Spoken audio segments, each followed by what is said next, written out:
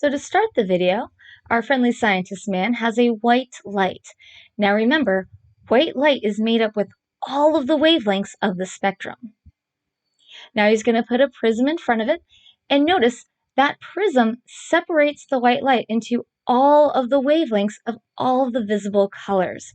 We have blues that merge into other blues, that merge into greens, into yellows, and into reds.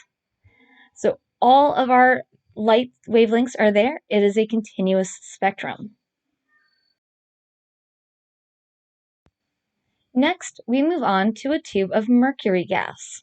So once he runs electricity through this tube of gas, it starts to glow with a very white bluish color.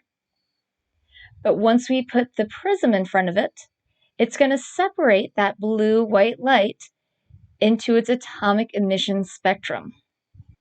So we can see that bluish white light is made up of 3 different wavelengths.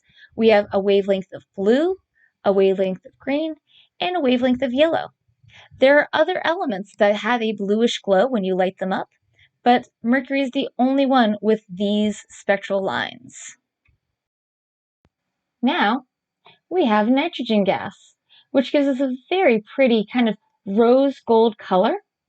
When we put the prism in front of our nitrogen gas, we see its atomic emission spectrum.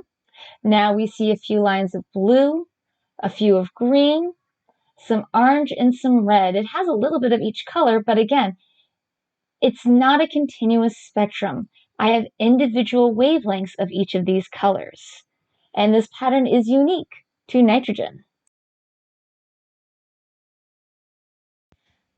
Neon is the next element on our list here. It's very well known for neon signs in shop windows. When we put a prism in front of our neon, we see a lot of yellows and oranges, just a tad of red. Not too surprising here, but still, the spectrum lines we're getting from neon are unique to neon. And lastly, we have hydrogen gas. When hydrogen gas is energized, we get this nice, pretty purple color. When we put a prism in front of it, now it breaks apart into its atomic spectra. We have 2 very distinct blue lines and a very distinct red line.